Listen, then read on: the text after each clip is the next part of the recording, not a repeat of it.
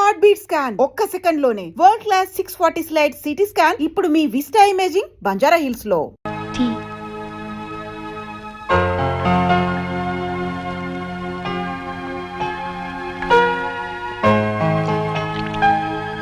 Have it. Thank you. Oh. Okay.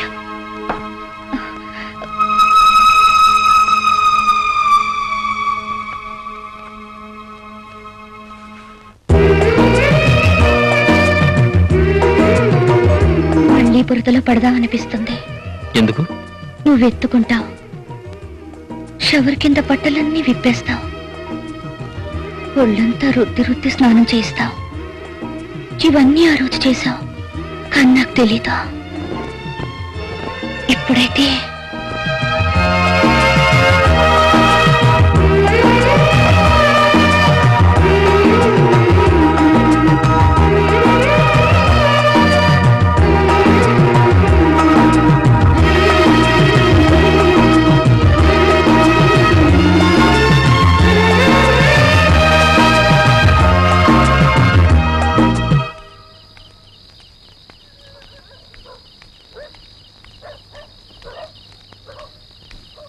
ఎవర్రా ఈ కసాట చీకట్లో ఒంటరిగా ఫుల్ క్యారియర్ తో వస్తుంది? ఎవరైతే నేను ఆడదేగా విప్పుకొని తినేద్దాం. అబ్బేబే గొప్పెంటి పిల్లలా ఉంది. తేడాలు వస్తే బోకిలు ఏరేస్తారు. వద్దురా బాబాయ్. పర్లేదురా, పట్టుకుందాం. వస్తుంది వదండ్రా.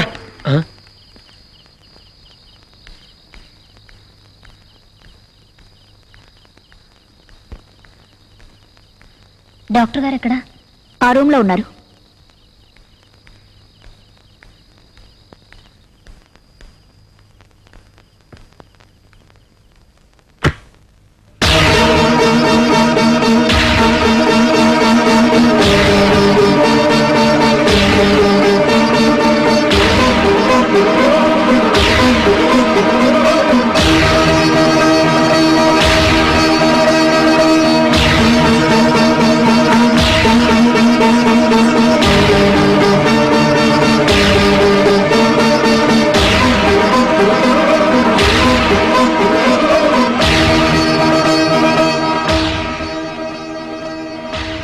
ఇప్పుడెక్కడికి వెళ్తావే?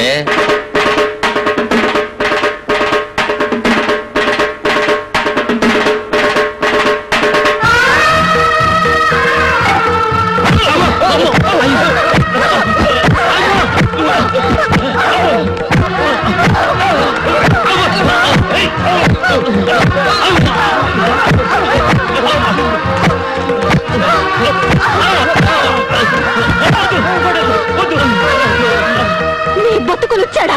నీ ఇళ్ళ కడ మీ పెళ్ళాలు మీకోసం ఎదురు చూస్తుంటే మీకు రోడ్డు పోయేవాళ్ళు కావాలంట్రా?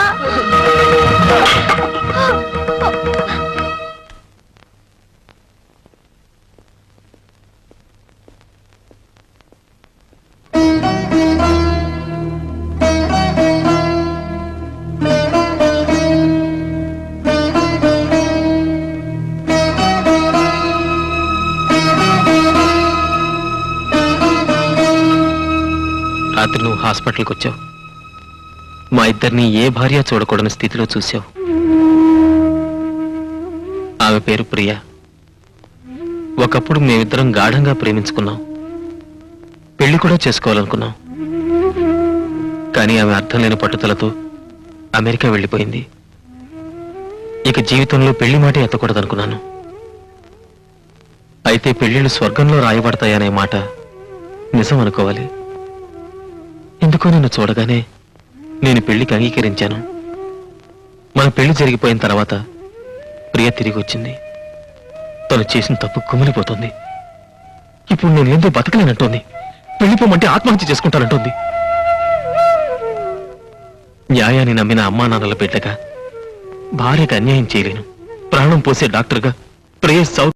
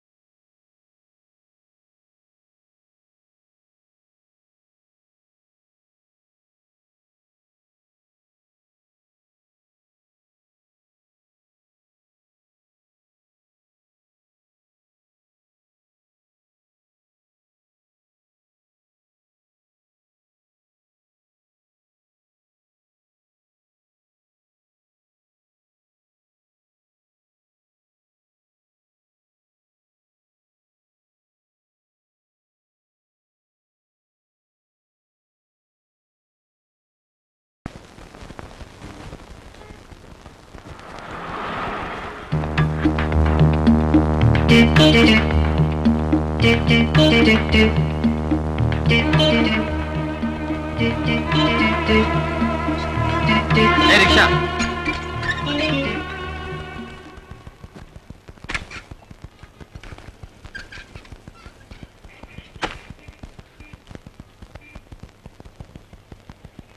సార్ ఇది కొంచెం పట్టుకుంటారా? ఏ దున్నపోతులా ఉన్నావు మొయ్యలేవా? మా మావయ్య పెద్ద సోమేరు అనుకున్నాను, అంతకంటే సోమేరులా ఉన్నావు నువ్వు. అర్జెంట్ సార్, ఆ, అపవిత్రం అయిపోతుందని పట్టుకోమంటున్నాను. ఆహా, తొందరగా వచ్చే బాబు. ఆ. టెంకాయ బాంబు చేత గాని వంకాయ బాంబు చేత గాని నిన్ను హత్య చేయిస్తా. ఇదేవిడు సార్, వినాయకుడి గుళ్ళో కొట్టాల్సిన కొబ్బరికాయ నడు రోడ్డు మీద కొట్టారేమిటి? పొరపాటున చేజారిందండి. దేవుడు ఎక్కడైనా ఉన్నాడు కదా. అదేవిడు సార్, కావాలని నేలకేసి కొట్టి చేజారిందంటారేమిటి? పొరపాటు అయిపోయింది రావయ్య. ఇదిగో ఈ 10 రూపాయలు ఉంచుకొని వినాయకుడికి ఒకటి, వాళ్ళ ఫాదర్ శివుడు ఒకటి కలిపి కొట్టు, వెళ్ళు. అలాగే బాబు. ఆ, అలాగే బాబాయ్. సార్ రండి సార్, ఈరోజు బస్సులు బంద్, ఎక్కండి. ఆ, సరే కోర్టు పోని.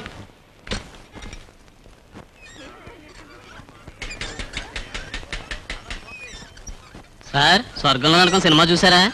చూడలేదు, చూపిస్తావా? తమరు చూస్తానంటే చూపిస్తాను, పదండి.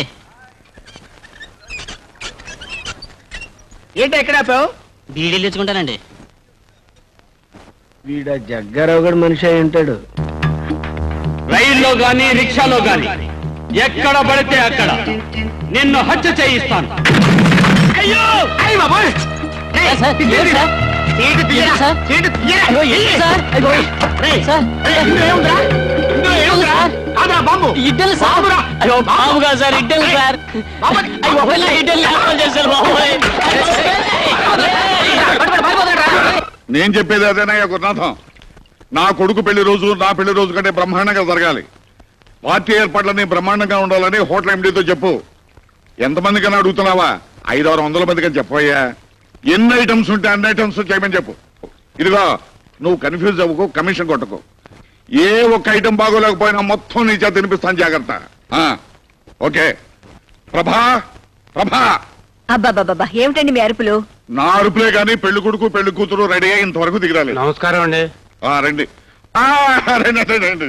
మీ అల్లుడు పెళ్లి రోజు మీకు గుర్తుందా? సమయానికి వచ్చారు. వసంత ఎవరొచ్చారో చూడమ్మా. నాన్న ఎంతసేపు అయింది నువ్వు వచ్చి? ఇప్పుడేనమ్మా రావడం. నువ్వు బాగున్నావు తల్లి? ఒరేయ్ పెళ్లి కొడుక, అరే ఇంకా అలా ఉన్నావేంట్రా? తలంటు పోసుకోవాలి, ఫ్రెండ్స్ ని పిలవాలి, పార్టీకి వెళ్ళాలి. మొదటి పెళ్లి రోజుకి ఎలా డల్ అయిపోతావేంట్రా? ఏ గొర్రెలరా మీరు? బాగున్నావు? బాగున్నానండి. అమ్మా, మా నూరు రాములూరు గుళ్ళో మీ ఇద్దరు పేరున పూజ చేయించానమ్మా. ఇదిగోనమ్మా అర్చన చేసిన కుంకుమ. మనూరు పెద్దాచారులు వారు మీ ఇద్దరు పల్లె పల్లె పొగిడే జంట కావాలని, పండంటి బిడ్డని అనాలని ఆశీర్వదించారమ్మా. మీరేనన్ను చెప్పండి బాబు గారు, మా మొదటి పెళ్లి రోజుకే మా ఆవిడ డల్ తప్పేసింది. ఊరుకోండి. మీ అల్లుళ్ళు అంత స్పీడ్ లేదండి. అసలు ఆ 2వ పెళ్ళాన్ని వదిలేస్తే గానీ స్పీడ్ పుట్టదు.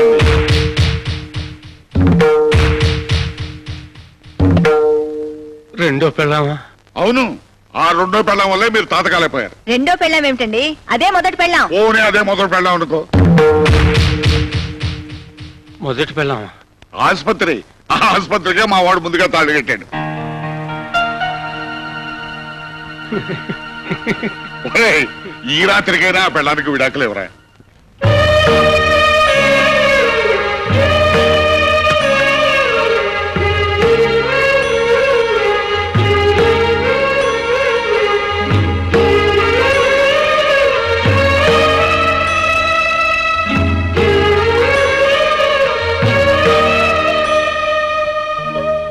మీ అమ్మగారి దగ్గరుండి ఇదంతా.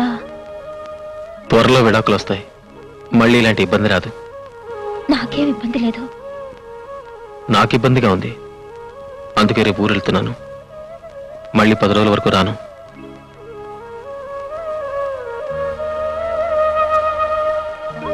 మొదటి రాత్రి దేవుడే నీ భర్త అయ్యాడని మురిసిపోయావు. మళ్ళీ పెళ్లి రోజుకి ఆ భర్తే రాక్షసుడిగా మారిపోయాడని బాధపడుతున్నావు కదూ. బాధపడ్డానికి నేను దేవతని కాదుగా. ఇదేమిట్రా ఇప్పుడు మెడ్రాస్ దేనికి? మద్రాస్ అపోలో హాస్పిటల్ పనుంది, 10 రోజుల్లో వస్తా. అప్పుడు వసంతం తీసుకెళ్ళు. పనైన వెంటనే ఇద్దరు కలిసి తిరుపతి. మన హనీమూన్ రోజులు చాలే గుర్తుకొస్తున్నాయి. ఊరుకోండి. క్లయింట్ పెళ్ళని మీరు బెంగళూరు తీసుకొచ్చారు, మెడికల్ కాన్ఫరెన్స్ అని వాడు మెడ్రాస్ వెళ్ళాడు. పాపం అమ్మాయి ఇంట్లో ఒంటరిగా ఉంటుంది. పెళ్ళైన వెంటనే మనం ఇంటికి వెళ్ళాలండి.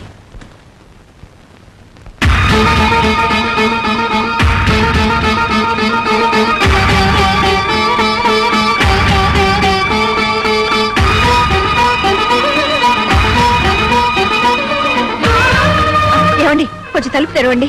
నా కళ్ళు తిరుగుతున్నాయి, కాళ్ళు నిలబట్టలేదు. ప్లీజ్ కాసేపు కూర్చుని వెళ్ళండి. ప్రభావతి, నీ కొడుకు నిర్వాహకం నా కంట పడకూడదని అవుతున్నావు. ప్రభావతి, ఆ రాజకీయ నా సంగతి మాట వినండి. ఆగు కళ్ళు ప్రభావతి. చూస్తే మన పరువు పోతుందండి. ఒరేయ్ వేణు! ఛీ, ఛీ. ఏమండి,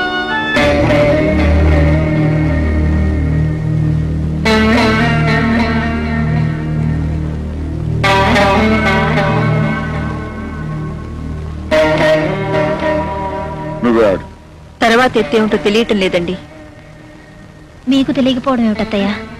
లేదమ్మా, ఒక్కొక్కప్పుడు ఎటు అడుగు వేయాలో అర్థం కాదు.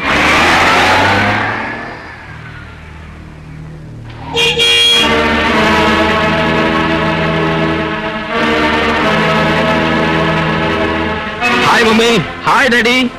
మీరింకా రాలేదని అత్తయ్య బెంగ పెట్టుకున్నారు. బెంగెందుకు? నేనేమన్నా చిన్నపిల్లన్నా? మీ అమ్మ పిచ్చిదిరా. నువ్వు ఇంకా చిన్నపిల్లాడివే అనుకుంటుంది పాపం. నువ్వేం తెలియపోయావో దానికేం తెలుసు. మంచి గంధంతో చేసిన ఈ కృష్ణుడు బొమ్మ మీకోసం తెచ్చాను డాడీ. నువ్వు వెళ్ళింది మద్రాసు కదరా, ఇవి అక్కడ దొరకవుగా. ఎక్కువగా మైసూరులోనూ బెంగళూరులోనూ కదా దొరుకుతాయి. లేదు డాడీ, మెడ్రాస్ ఎయిర్పోర్ట్ లో కూడా ఉన్నాయి. అమ్మ వసంత, వెళ్ళి హీటర్ ఆన్ చేసి వాడి స్నానానికి భోజనానికి ఏర్పాటు చూడు. అలాగే అత్తయ్య.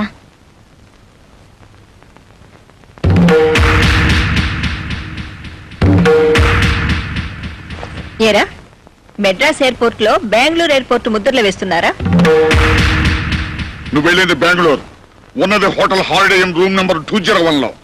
Mister and Mrs doctor Venugopal పేరు మీద ఉన్నారు. ఏమై కరెక్ట్? ప్లీజ్, కొంచెం మెల్లిగా మాట్లాడండి. కోడలు వింటే దాని గుండె పగిలిపోతుంది. ఏమిటా నువ్వు చేస్తున్న పని? కుటుంబ గౌరవం మంట కలిపి మరొక ఆడదాన్ని వెంటేసుకుని ఊళ్ళు తిరుగుతున్నావా? అమాయకురాలైన నీ భార్యను మోసం చేయడానికి నీ మనసు ఎలా ఒప్పిందిరా? ఎవరా పిల్ల? ఎంతకాలం నుంచి సాగుతోంది ఈ వ్యవహారం? నేను మెడిసిన్ చదివే రోజుల్లో ఆ అమ్మాయిని ప్రేమించాను. ఆమె పేరు ప్రియ. కొన్ని అవాంతరాల వల్ల అది పెళ్లి దాకా రాలేదు. అందుకే మీకు చెప్పలేదు. ఇప్పుడు నేను లేకుండా ప్రియ బతకలేనంటోంది. నేను కాదంటే ఆత్మహత్య చేసుకుంటానంటోంది. అందుకే ప్రియని పెళ్లి చేసుకోవాలనుకుంటున్నాను.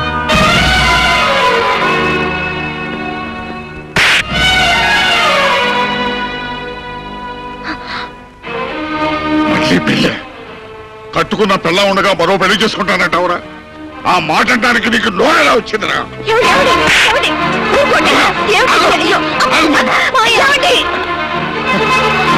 ఏమిట్రా ఇది? 10 మందికి న్యాయం పంచే ఇంట్లో నా కోడలకు అన్యాయం చేస్తావా? అందుకే నన్ను నా మాట వినండి, ఆగండి. వీడు నీకెంత అన్యాయం చేస్తున్నాడో తెలుసా? తెలుసు, నాకంతా తెలుసు. తెలుసా? ఏం తెలుసు? జరిగింది, జరుగుతున్నది కూడా. వసంతకంతా చెప్పాను. విడాకులు తీసుకున్న తర్వాతే ప్రియతో పెళ్ళని. విడాకులా? వసంత అంగీకారం లేదే నీకే కోర్టు విడాకులు ఇవ్వదు. వసంత అంగీకరించడం, సంతకం పెట్టడం, విడాకుల కోసం కోర్టుకి అప్లై చేయడం జరిగిపోయింది. వసంత, వాడు చెప్పేది నిజమేనా?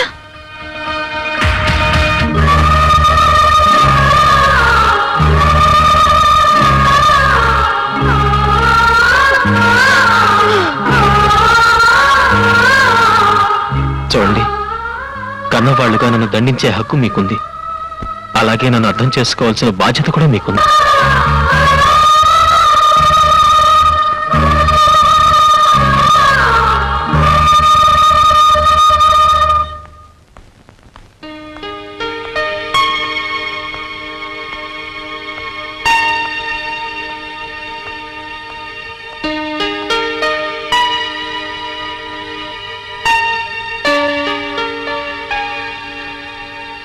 ఏమైంది వేణు? అలా ఉన్నావే? నిన్నే వేణు, ఏమైంది? మన విషయం ఇంట్లో తెలిసిపోయింది. దాంతో నేనే నిజం చెప్పేశాను. గొడవైందా? పెళ్లికి ముందు నేను ఎవరిని ప్రేమించానన్నా వాళ్ళు కాదనేవారు కాదు. కానీ ఇప్పుడు ప్రేమించిన అమ్మాయి కోసం కట్టుకున్న భార్యకి విడాకులు అనగానే ఐఎమ్ సారీ. నా వల్ల నువ్వు ఎన్ని బాధలు పడాల్సి వస్తుంది. ఇంతకాలం ఈ విషయం వాళ్ళతో ఎలా చెప్పాలని మదన పడ్డాను. మంచి వచ్చేలో మనసు ఇప్పి చెప్పేశాను. నన్ను అర్థం చేసుకోమని ప్రార్థించాను. నువ్వేం ప్రార్థించినా వాళ్ళకిది మనోవేదనే వేణు. అవును, ఇట్స్ ఆల్ రైట్. ఎప్పటికైనా నన్ను అర్థం చేసుకుంటారని నా ఆశ. ఎందుకు చేసావి పని? గొర్రె గేదె కూడా తనని మందలోంచి లాగేస్తే గోల చేస్తాయి, గొంతెత్తి గొడవ పెడతాయి. వాడు గుట్టుగా నువ్వు భార్యవి కాదని నీ గొంతు కోస్తుంటే నోరెందుకు మెదపలేదే? మాట మాత్రమైన మాట ఎందుకు చెప్పలేదే? అవి విడాకులని తెలిసి నువ్వెందుకు వేలముద్ర వేశావే? ఈ తాళిపొట్టు ఉంచుకోవచ్చన్నారత్తయ్య. అయ్యో, ఆ తాళిబొట్టేనే ఈ దేశంలో ఆడదాని స్వేచ్ఛకు తాళం. అమ్మా నాన్నలకు దూరంగా బతకమనేది ఆ తాళి. తన తోబుట్టుల్ని కలవలేని స్థితిలోకి తెచ్చేది ఆ తాళి. భర్త బలహీనతల్ని అర్థం చేసుకోమనేది ఆ తాళి. నచ్చని కాపురంలో గొంతెత్తకుండా చేసేది ఆ తాళి. కానీ వాడు విడాకులు ఇస్తానన్నా కూడా ఆ తాళే నీ నోటికి తాళం అయింది అంటే ఇక ఆ భగవంతుడు కూడా నిన్ను కాపాడలేడే. విడాకులిస్తే నన్ను మీ దగ్గర ఉండనివ్వరా అత్తయ్య?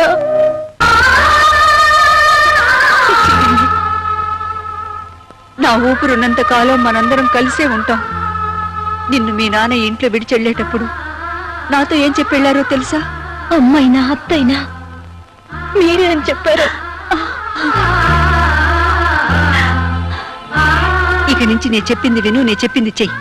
నాకు చెప్పకుండా నువ్వే పని చేయటానికి వీల్లేదు. నిన్ను నీ జీవితాన్ని చక్కదిద్దే బాధ్యత మాది.